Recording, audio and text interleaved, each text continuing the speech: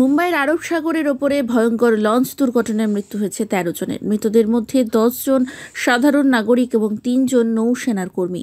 বুধবার বিকেল ৩:৫৫ মুম্বাইয়ের গেটওয়ে অফ ইন্ডিয়া সংলগ্ন ফেরিঘাট থেকে এলিফ্যান্ট গুহা যাওয়ার সময়ে নীলকমল নামের একটি লঞ্চে ধাক্কা মারে নৌসেনার একটি স্পিডবোট। ধাক্কার অভিঘাতে উল্টে যায় লঞ্চটি।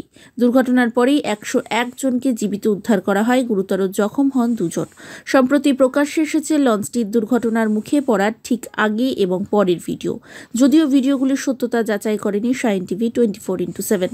লঞ্চ থেকে সমুদ্রের দৃশ্য ক্যামেরাবন্দি করছেন এক যাত্রী।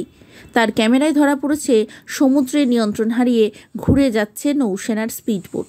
এঁকে বেঁকে এদিক ওদিক যাচ্ছে সেটি। এরপরেই ওই স্পিডবোটটি এসে লঞ্চে ধাক্কা মারে।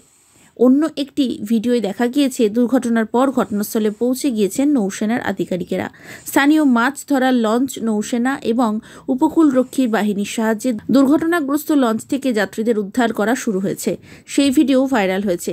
বুধবার সন্ধ্যায় মহারাষ্ট্রের মুখ্যমন্ত্রী দেবেন্দ্র ফডনবিস জানান, আরও কেউ নিখোঁজ রয়েছে কিনা তা এখনও স্পষ্ট নয়। স্বজনহারা পরিবারগুলিকে ৫ লাখ টাকা করে আর্থিক সাহায্য দেওয়া হবে বলেও তিনি জানান। দুর্ঘটনার পরে নৌসেনার তরফে একটি বিবৃতি দেওয়া হয়েছে। স্পিডবোটের ইঞ্জিনটি পরীক্ষা করে দেখা হচ্ছিল। যান্ত্রিক ত্রুটির কারণেই হঠাৎ করে নিয়ন্ত্রণ হারায় সেটি।